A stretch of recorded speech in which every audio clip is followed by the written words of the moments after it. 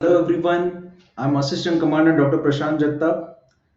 Today I'm going to discuss about the rank of Assistant Commandant in Central Armed Police Forces. ये Assistant Commandant rank क्या है, इसमें page क्या है, perks क्या है, पावर क्या रहता है और इसमें रिक्रूटमेंट कैसे होता है, इसमें एंट्री कैसे होता है, इसके बारे में हम लोग आज बात करेंगे. Let me introduce myself. I am Assistant Commandant Dr. Prashant Jagtap. I am in Central Industrial Security Force, Group A Gazetted Officer, Commissioned Officer. I got selected through UPC CPF 2012 examination. I have written 3 books for CAPF Assistant Commandant examination for McGraw Hill Publications. And my basic qualification is MBBS and MA Psychology.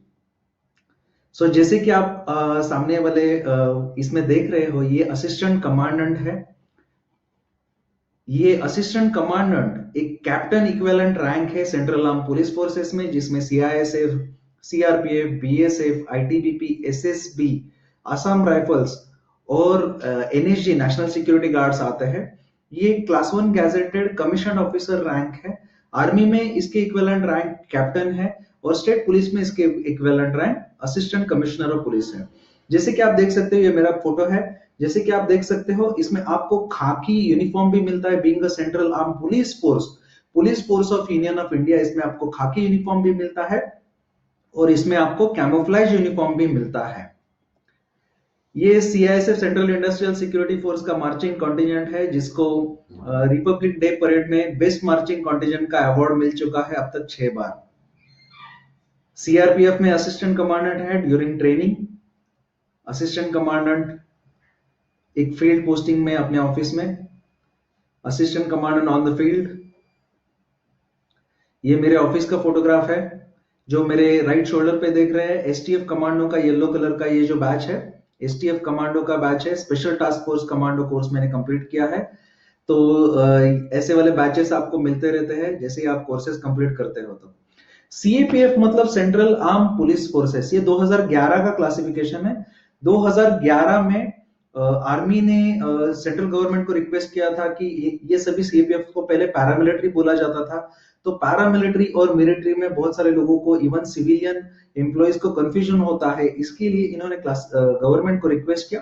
तो central government ने central arm police forces नाम का एक अलग से classification बनवाया, जिसमें central industrial security force, border security force, Indo Tibetan border police, सशस्त्र सीमा बल और जो एनएसजी है, नेशनल सिक्योरिटी गार्ड्स, इनको सभी को सेंट्रल आर्म पुलिस फोर्सेस में डाला और इनको अभी पैरामिलिट्री नहीं बोला जाता. तो ये नया क्लासिफिकेशन है, इसलिए ज्यादा लोगों को पता नहीं है. इसमें जो रिक्रूटमेंट होता है, 3 लेवल में रिक्रूटमेंट होता है. इसमें 3 लेवल के रैंक है. अदर रैंक जिनको बोला जाता है, जो कांस्टेबलरी रैंक है, जो जवान वाले रैंक है. उसके बाद इसका मीडियम इंटरमीडिएट लेवल का जो रैंकिंग होता है, असिस्टेंट सब इंस्पेक्टर और इंस्पेक्टर, ये नॉन कमीशन ऑफिसर लेवल के रैंक है, क्लास 2 लेवल के रैंक है.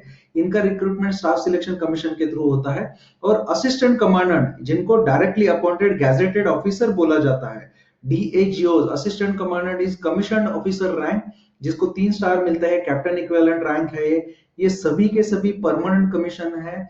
There are no short service commission in central arm police forces. और सेंट्रल आर्म पुलिस फोर्सेस का ब्यूटी ये है कि there is no discrimination on the basis of gender. Central arm police forces में female candidates भी आराम से join कर सकते हैं.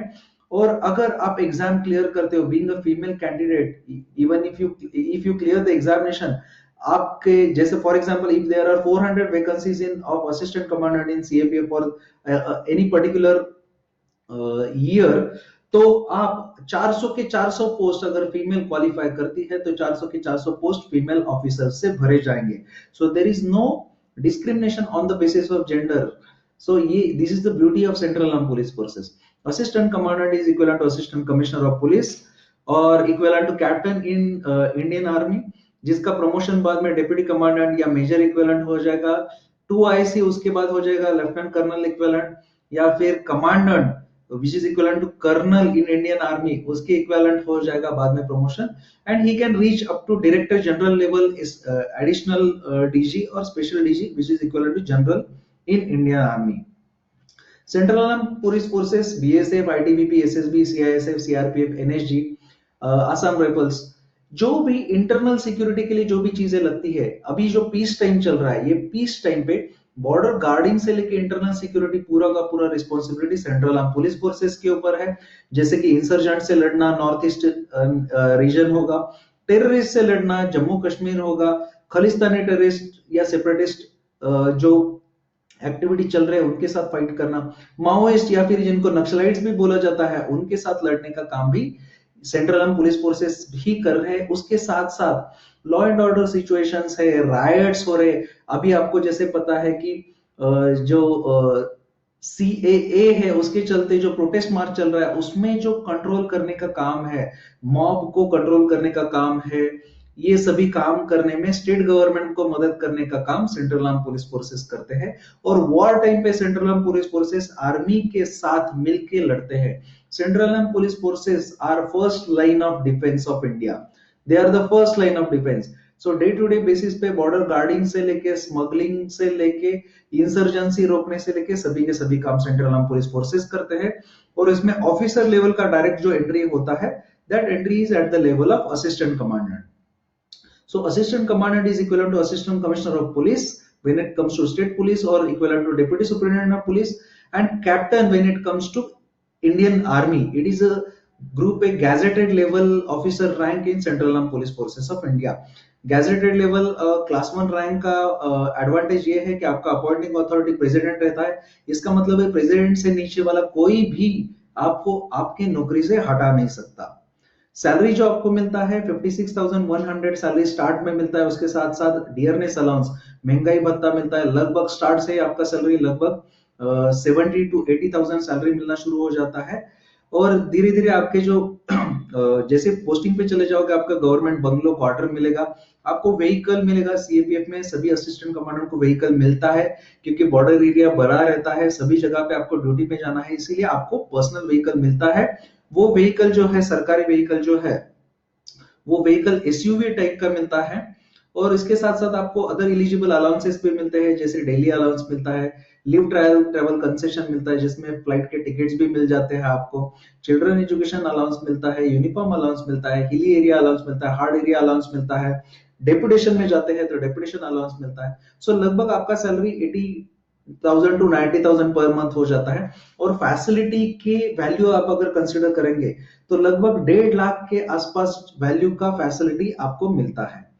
असिस्टेंट कमांडेंट का जॉब प्रोफाइल क्या है? असिस्टेंट कमांडेंट एक कंपनी जो रहता है सीएपीएफ का 135 to 150 आर्म मैन का जो कंपनी रहता है उसका कंपनी कमांडर रहता है, उसको लीड करने का रिस्पॉन्सिबिलिटी असिस्टेंट कमांडेंट के ऊपर रहता है।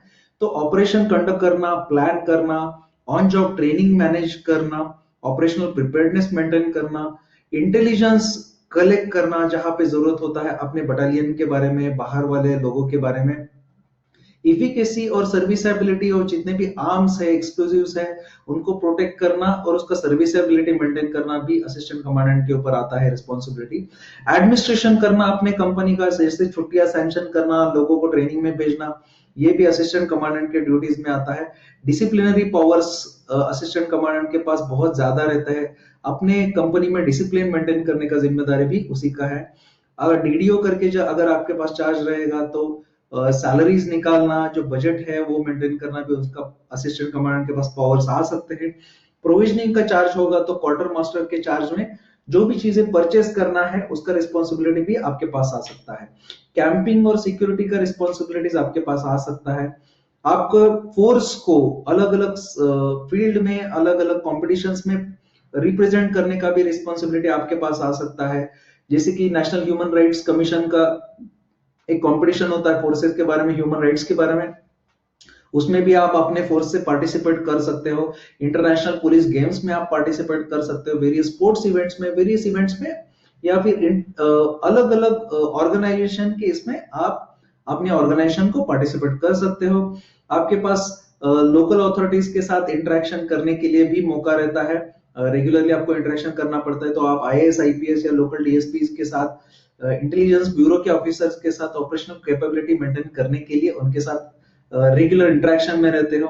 जरूरत पड़ता है तो बटालियन हेडक्वार्टर से या बाकी के ऑफिसर से अगर कुछ जरूरत पड़ता है तो उनके साथ आप सपोर्ट लेने का रिस्पॉन्सिबिलिटी आपका आता है।